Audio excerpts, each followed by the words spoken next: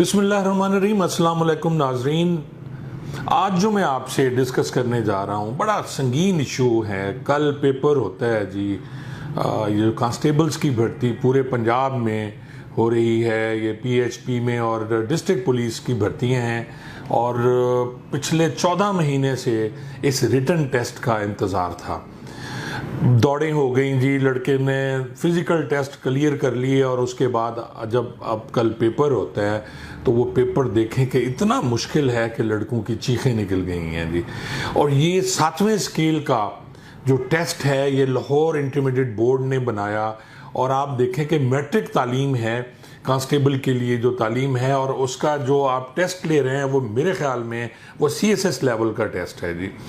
और आप हैरान होंगे कि जी 86,000 लड़कों ने ये टेस्ट दिया है और 500 रुपया फ़ीस थी। आप अगर वो रकम कैलकुलेट कर लें तो कुछ 4 करोड़ 30 लाख रुपए जो हुकूमत के ख़जाने में जाती है। और फिर आप देखें कि जी कहाँ कहाँ से लोग, ये इन्होंने कोई 163 सेंटर्स बनाए थे जिसमें गुजरांवाला, लाहौर और भावलपुर में। खानेवाल के जो लड़के थे वो भावलपुर देने गए जी अपना टेस्ट, और जो विहाड़ी के थे वो भावलपुर गए, कोटद्दू के भावलपुर में गए। तो आप देख लें कि इनकी मैं तो कमीनगी कहूँगा कि उसके बाद मैं अभी आपको एक क्लिप दिखा रहा हूँ, कोई एडिशनल आईजी साहब हैं वो कह रहे हैं, आप देखें कि वो क्या कहते हैं जी। सुनिए आप जी। तो उनसे भी ज़्यादा जल्दी। अच्छा सर, ये जो रिटन टेस्ट होगा इसकी नोयत क्या है? आई मीन ऑब्जेक्टिव बेस होता है या सब्जेक्टिव बेस होता है? टेस्ट की काइंडली नोयत क्या होती है?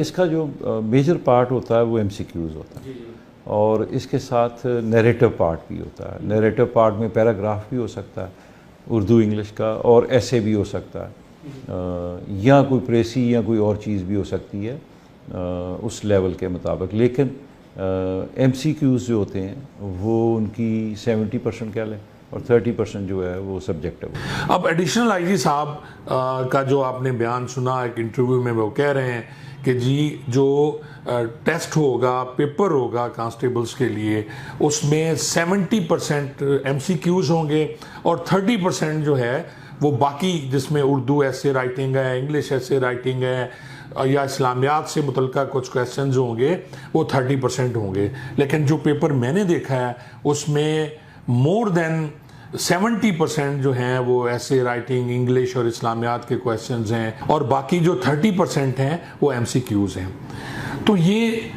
कौम के बच्चों के मुस्तकबिल से खेला जा रहा है, कोई पूछने वाला नहीं है। और मैं समझता हूँ कि ये शर्मनाक बात है इस महकमे के लिए और बोर्ड ऑफ इंटरमीडिएट लाहौर के लिए जो जिन्होंने ये पेपर बनाए।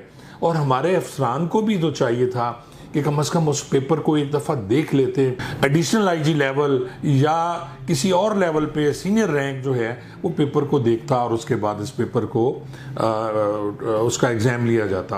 अब पिछले जितने भी पेपर्स हुए हैं उसमें 70% MCQs होते थे और 30% बाकी जो होते थे इंग्लिश, उर्दू या इस्लामियात के क्वेश्चंस होते थे। तमाम लड़कों ने उसी तरह तैयारी की, या तो फिर पैटर्न बता दिया जाता कि जी इस पैटर्न पे आपका टेस्ट होगा, फिर भी लड़के उसी तरह तैयारी करें।